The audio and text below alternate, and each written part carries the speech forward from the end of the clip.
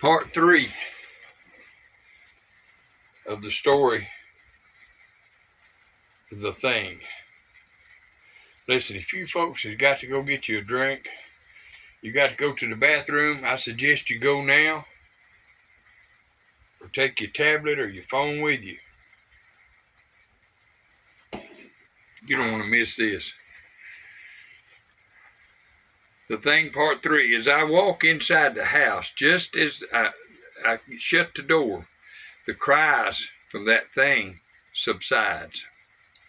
Man, that thing is loud. It's woke up everybody in the house. My wife is up and she says, "What in the world was that horrible noise outside? In the middle of the night, what's going on?" I said, "It must have been coyotes." She said, "That didn't sound like no coyotes to me." I said, "Well, that's all I can figure. I'm going to check on the goats and the sheep, make sure they're okay."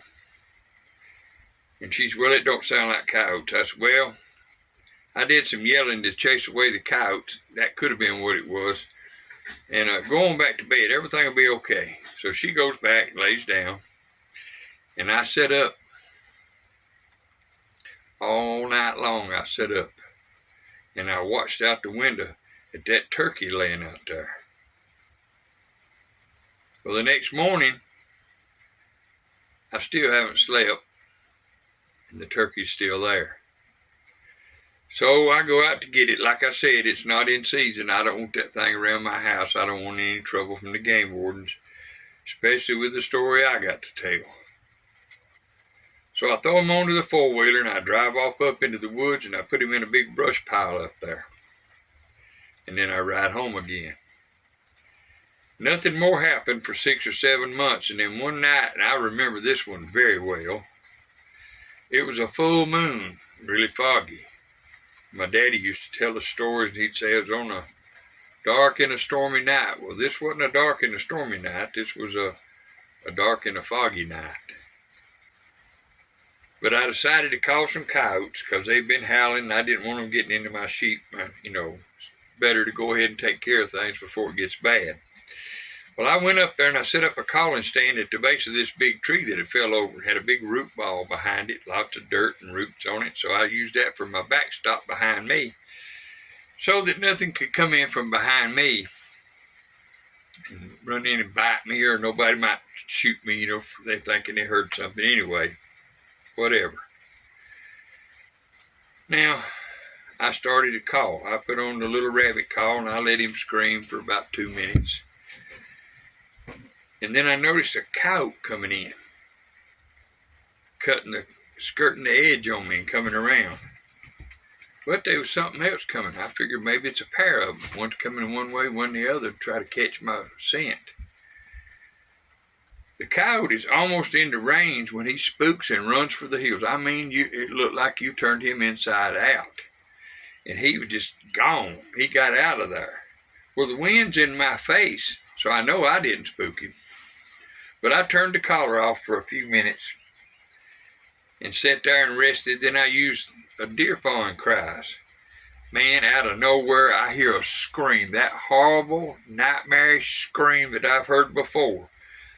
The Thing. It's behind the tree that I'm sitting against, and it screams again. I don't know what to do. I lean up, I cut the collar off, I got my gun in my hands, I'm ready to shoot whatever comes out. My heart's racing, I'm scared to death to move, but you can hear me shaking from yards away. Finally, I hear no more. I get up, I go back to the house, and the first thing I do is get on the computer and get on the internet. I search the internet for anything, and I find hundreds of sites of folks seeing and hearing and smelling the same very thing I did. Now, I didn't get that from somebody else because I had never read this before. This was my encounter that they were having exactly like me. Well, in the research, I found a fella that on the same ridge had this experience. And the news was there, the news team was there, they were searching. Now, they didn't find anything, but they did legitimately search for this thing. Now, I never told anything about this until now.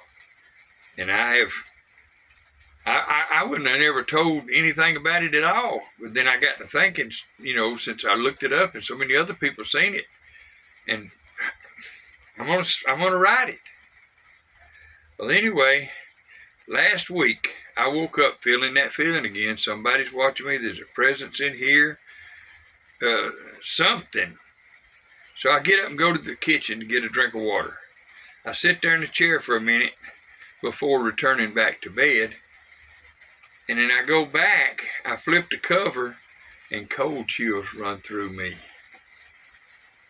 Oh my, it can't be. It can't be true.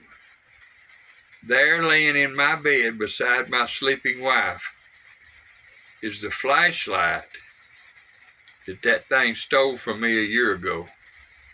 It's in my house.